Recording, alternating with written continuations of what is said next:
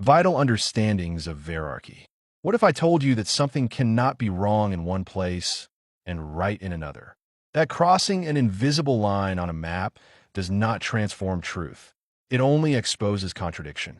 And if contradiction exists in law, then what we are looking at is not law at all, but invention. Part 1. The foundation. Law versus invention.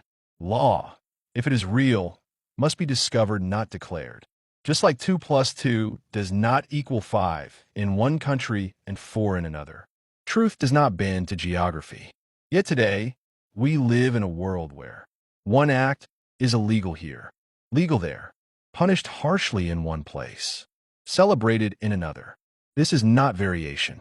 This is inconsistency. And inconsistency is the fingerprint of something man-made pretending to be universal. Part 2. Enumerated rights. Maps versus terrain. This tension is not new. Even early thinkers like James Madison and Alexander Hamilton worried about listing rights. Their concern was elegant. If we list some rights, people may assume those are the only ones, and they were right to worry. But here's where reason refines the issue. Enumerated rights are not the source of truth. They are tools for communication. They are maps, and maps are useful, not because they contain reality, but because they help us navigate it. The real problem: humans vary in their ability to reason from first principles. Some can derive truth directly. Others need structured examples. So enumeration serves a purpose. It anchors understanding.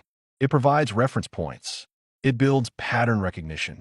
But it must never replace principle. The VerArchic resolution. Principles determine what is true. Enumeration illustrates what that means. The omni-mind continuously refines both. So instead of, if it's not listed, it's not a right, we move to, if it is true, it is a right, and the system will eventually articulate it. Part 3. The failure of jurisdictions. Now we arrive at the central fracture of modern law. Jurisdictional fragmentation.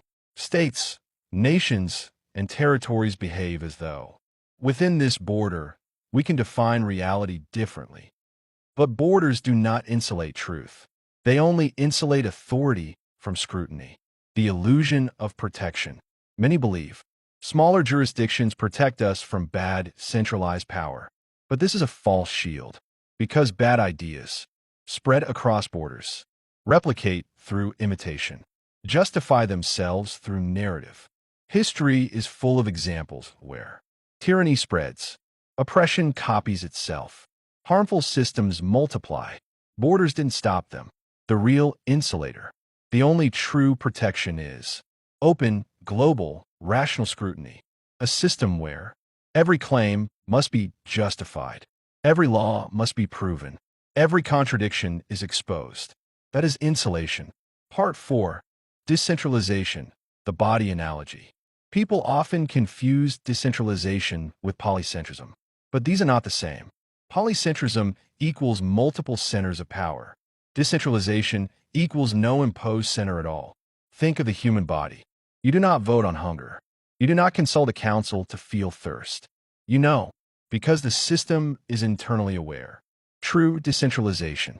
Law must function the same way, not imposed from above, not dictated by centers, but derivable from principles accessible to all. The omni-mind becomes the nervous system, detecting inconsistencies, processing reasoning, refining understanding, not ruling, clarifying. Part 5. Voluntary systems versus law. Now, an important clarification. Not all rules are law. If a system can be opted out of, does not override universal principles, does not impose on non-consenting individuals, then it is not law. It is agreement. Example: a private agreement sets rules for participants, exists by consent, ends when consent ends. This is not territorial law. This is contractual coordination. What is forbidden?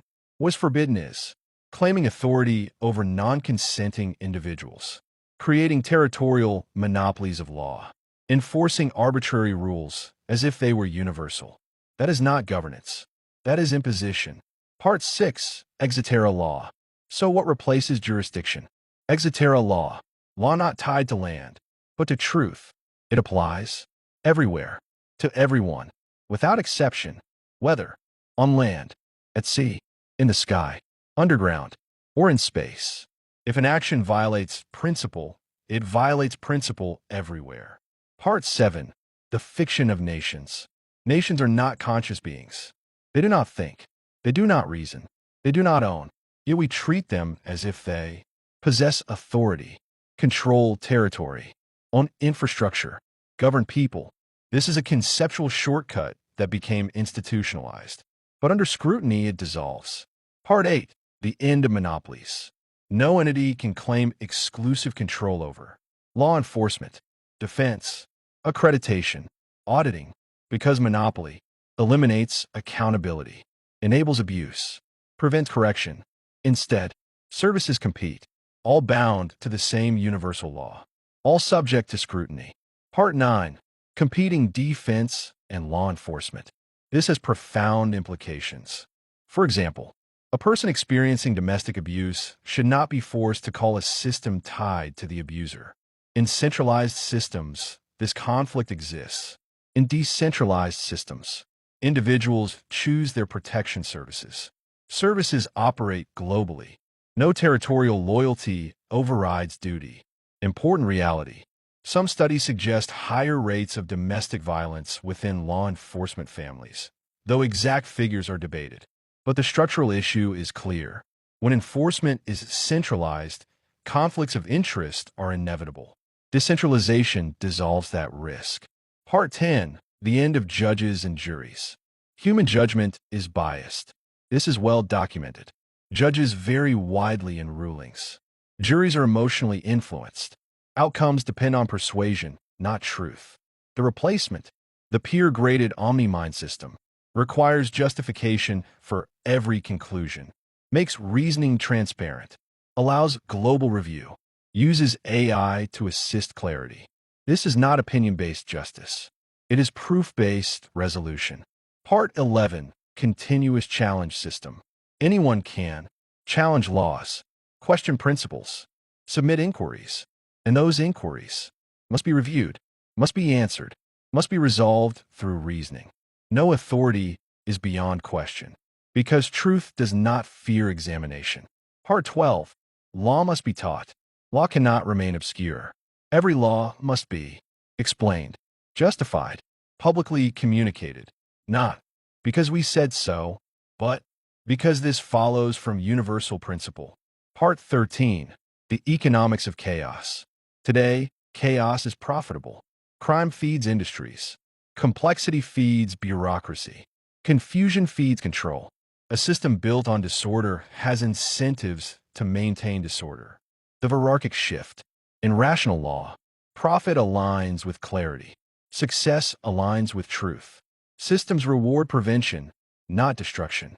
Part 14. Final synthesis. So what emerges? A world where law is universal. Rights are discovered, not declared. Borders do not define truth. Authority must justify itself or dissolve. Individuals retain sovereignty. Systems exist to clarify, not control. Closing.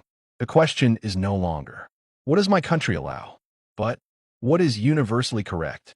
Because once that question is asked, every border fades. Every contradiction is exposed.